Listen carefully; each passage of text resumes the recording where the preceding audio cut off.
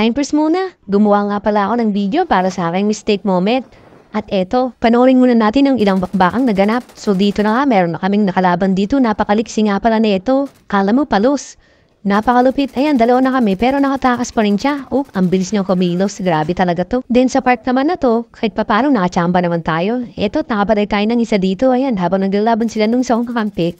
Medyo napuruhan natin siya sa likod. Then konting loots muna tayo. Tapos forward naman tayo dito sa next nating laban. Ito, puro hitmark lang nagawa ko dito. Puro bawas-bawas lang pero wala tayong napuruhan dito. Ang bibilis talaga nila kumilos at ang lyrics eh. Dito nga pala, nakakilas pa tayo ng isa dito. So eto, meron dito, puro hitmark din. Binato ko na ito ng granada pero buhay pa rin. So yun na down yung isang makampik. Pinunta ko muna at hinil. Dahil pinabayaan na rin siya. After nito, makita ko din sa tower, then may nakalaban ulit ako dito. Ayun, naka-preheat ako dito. Siguro bawas na siya, kaya mabilis lang din naubos yung buhay niya. Then, konting loads. Tapos yan, ako na lang mag-isa dito. Nag-upgrade muna ako.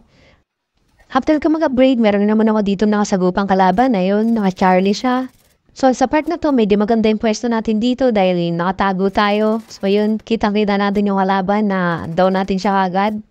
Then, konting tago ulit, then loots. Tapos nakita ko sa mapa, meron na naman kalaban. So, nag-down ako dito. Yan, na-detect siya yun.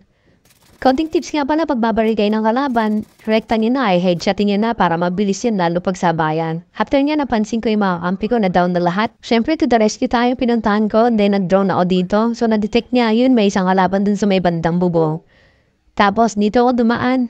Para medyo safe, ayun siya, nasa bubong siya. So, expected ko, susuwitin siya sa akin.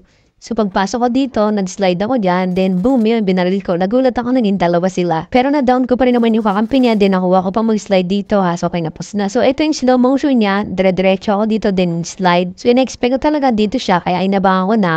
Ayan, niraratrat ko na siya dyan, nasa bintana pa lang. So nagulat ako, biglang naging dalawa nga sila dyan. Kailangan talaga lagi tayong alert at expected natin na maraming kalaban. See you sa next video natin. Maraming salamat sa inyong panonood. Huwag niyo kalimutan mag-subscribe at i-like ang ating video. Thank you. Bye-bye!